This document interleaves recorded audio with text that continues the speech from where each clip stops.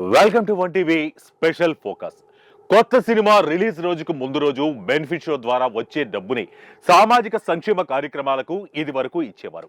కరువు బాధితుల కోసం కావచ్చు, గోదావరి వరద బాధితుల కోసం కావచ్చు, అనాథ పిల్లల సహాయార్థం కావచ్చు, దేశ రక్షణ కోసం, ఇలా చాలా సేవా కార్యక్రమాల కోసం బెనిఫిట్ షోలు గతంలో వేసేవారు.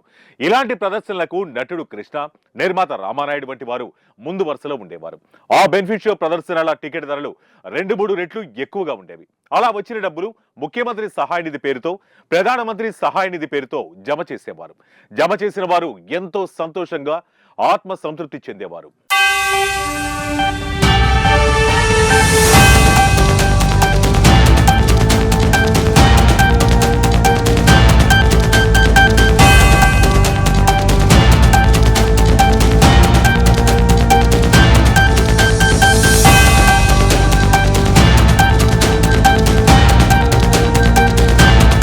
రాను రాను మంచి సాంప్రదాయాలన్నీ తలకిందులవుతున్నాయి. మేము చాలా 100 కోట్లు సినిమాకి ఖర్చు పెట్టాం కాబట్టి మాకు సినిమా టికెట్ల ధరలు పెంచుకునే అవకాశం ఇవ్వండి, ఎక్కువ థియేటర్లలో అవకాశాలు ఇవ్వండి, ఎక్కువ ప్రదర్శనలకు అవకాశం ఇవ్వండి అని ప్రభుత్వాలతో లాబింగ్ చేసి పర్మిషన్లు పొందుతూ వస్తున్నారు. బెనిఫిట్ షోలు వేసే సినిమాలను కూడా వీరాభిమాన ప్రేక్షకులే మొదటి రోజులో చూస్తారు. ఎవరైనా తమ అభిమానులకు తక్కువ ధరలకు కాకపోతే ఉచితంగా సినిమాను చూపిస్తే ఒక అందం ఉంటుంది. ఆ అభిమానుల్లో ఎక్కువగా యువకులు, విద్యార్థులు, సంపాదన లేని వారే ఉంటారు. అభిమాన పేరుతో నిరుపేద అభిమానుల ప్రేమను వ్యాపారంగా దోచుకోవడం వెనుక ఏమి నీతి ఉందో ఆ నటులకే తెలియాలి.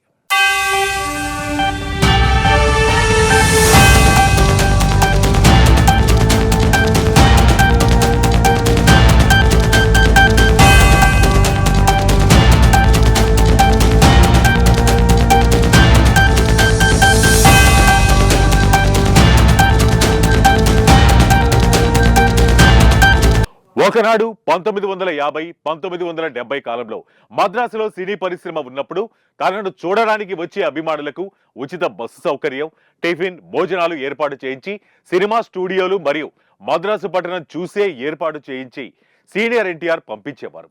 అభిమానుల మీద తన ప్రేమ అలా చూపేవాడని విన్నాం.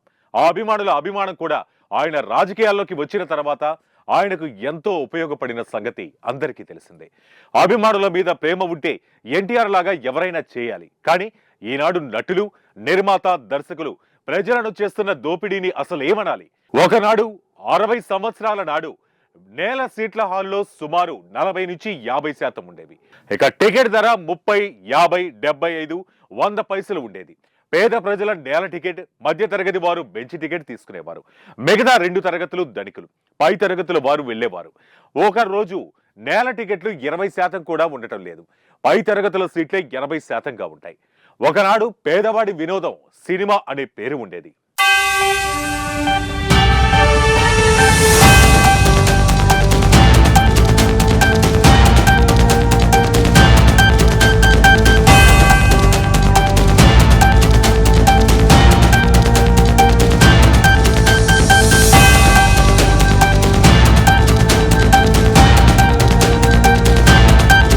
ఈ రోజు మల్టీప్లెక్స్ల పేరుతో పేదవాడికి అందని రేట్లను పెంచారు. ఇది వరకు చిరుతిళ్లు ఇంట్లో వండినవి తీసుకెళ్లి ఇంటర్వెల్లో పిల్లలకు వాటిని పెట్టేవారు.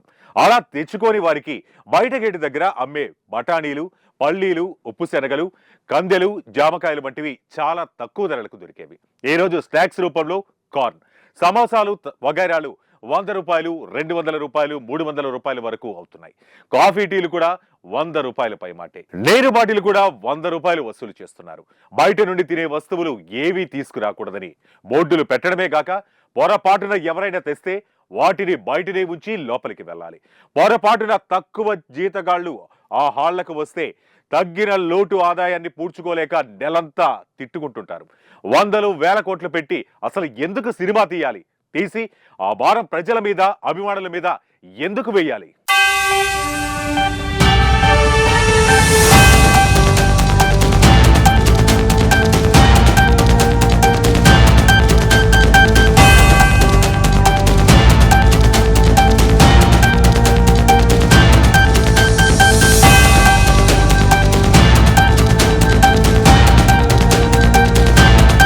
ఒకనాడు సినిమా వినోదానికి మాత్రమే అని కొందరంటే, మరికొందరు నిర్మాతలు, దర్శకులు వినోదమే కాదు విజ్ఞానం ఉండాలి, మంచిని కూడా బోధించాలని గట్టిగా చెప్పేవారు. వారిని ప్రజలు గౌరవించేవారు. ఇప్పుడైతే సినిమాలు వినోదం కోసం మాత్రమే. నలుగురు ఆ పరిశ్రమలో బతకాలి అంటే వినోదమే కాదు, సినిమాకు డబ్బులు ఎలా రావాలి, డబ్బులు బాగా వచ్చేందుకు ప్రమోషన్ ఎలా ఉండాలి అని మాత్రమే ఆలోచిస్తున్నారు. గతంలో సినిమాల కథ కోసం ఎంతో శ్రమించేవారు. మాటలు పాటలు బాగా ఉండాలని శ్రమించేవారు. హీరోయిన్ పాత్రకు ఒక గౌరవం ఉండేది. ఈ రోజు సినిమాల్లో హీరోయిన్ కూడా ఒక వ్యాంప పాత్రలాగా మారిపోయింది. ఎంత బాగా ప్రేక్షకులను రెచ్చగొట్టగలిగితే అంత మంచి హీరోయిన్ అని పేరు వస్తోంది. ఇలాంటి పతనమైన సినిమాలకు ప్రభుత్వాలు టికెట్ ధరలు పెంచేందుకు పర్మిషన్లు అసలు ఎందుకు ఇస్తున్నారు, ప్రదర్శనలకు ఎందుకు ఎక్కువ అవకాశం కల్పిస్తున్నారంటూ సగటు ప్రేక్షకుడు మండిపడుతున్నాడు.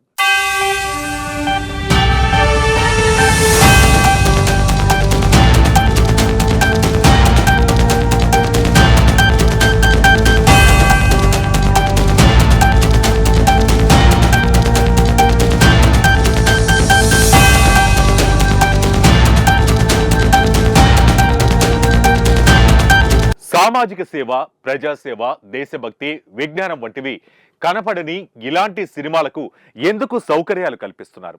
సమాజాన్ని పతనం చేసే సినిమాలకు ఎందుకు అనుమతులు ఇస్తున్నారు? బెనిఫిట్ షోలు అంటే సామాజిక సంక్షేమ కార్యక్రమాల నిధుల కోసం మాత్రమే చేయాలి తప్ప అత్యధిక లాభాల కోసం కాదు అని ప్రభుత్వాన్ని ప్రజలు నిలదీస్తున్నారు.